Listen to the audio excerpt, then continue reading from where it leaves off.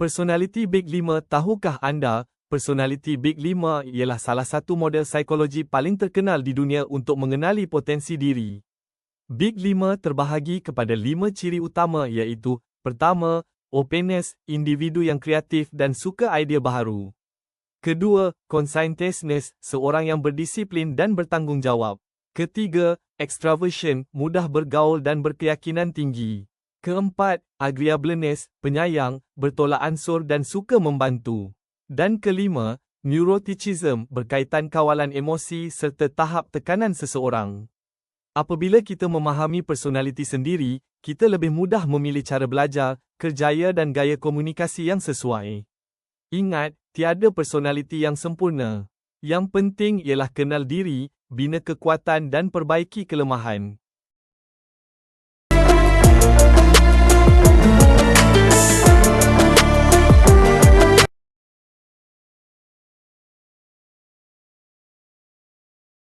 Teori kerjaya Holland, RIASEC, tahukah anda, memilih kerjaya bukan sekadar ikut minat semata-mata, tetapi perlu sesuai dengan personaliti diri.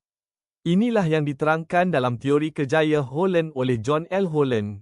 Menurut teori ini, terdapat 6 jenis personaliti utama yang dipanggil RIASEC. R. Realistik, suka kerja praktikal dan teknikal. I. Investigatif, suka berfikir, mengkaji dan menyelesaikan masalah. A. Artistik, kreatif dan imaginatif. S. Social, suka membantu dan mengajar orang lain. E. Enterprising, pandai memimpin dan berniaga. C. Conventional, tersusun, teliti dan sistematik. Apabila personaliti sesuai dengan bidang kerjaya, seseorang akan lebih yakin, produktif dan berjaya. Sebagai contoh, guru dan kaunselor biasanya dominan dalam kategori sosial, manakala usahawan lebih kepada enterprising.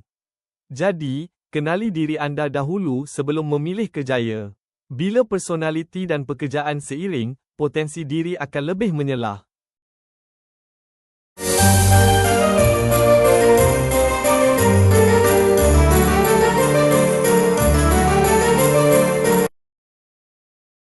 Terasa cepat marah, mudah penat, susah fokus atau emosi tidak stabil.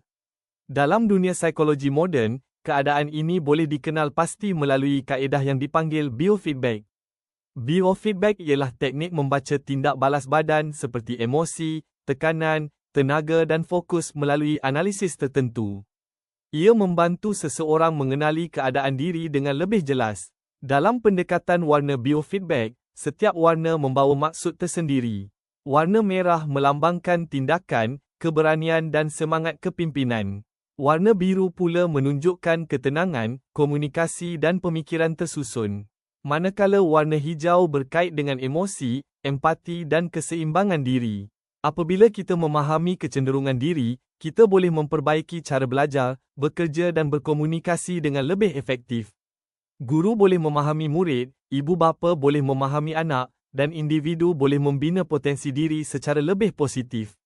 Ingat, apabila kita kenal diri, kita lebih mudah mengawal emosi, membina keyakinan dan mencapai kejayaan.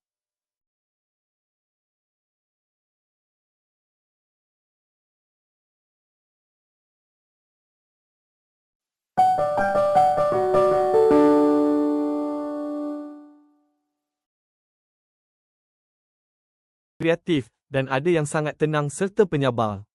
Dalam ilmu psikogenetik, setiap individu dipercayai mempunyai kod potensi diri yang tersimpan melalui tarikh lahir. Kod ini membantu kita memahami kekuatan semula jadi, gaya komunikasi, emosi dan hala tuju kehidupan. Bila kita kenal kod diri sendiri, kita lebih mudah memilih cara belajar, kerjaya dan hubungan yang sesuai dengan personaliti kita. Psikogenetik bukan untuk meramal masa depan, tetapi untuk mengenal diri dengan lebih mendalam. Apabila kita faham diri sendiri, kita akan lebih yakin, fokus dan mampu membina potensi terbaik dalam kehidupan.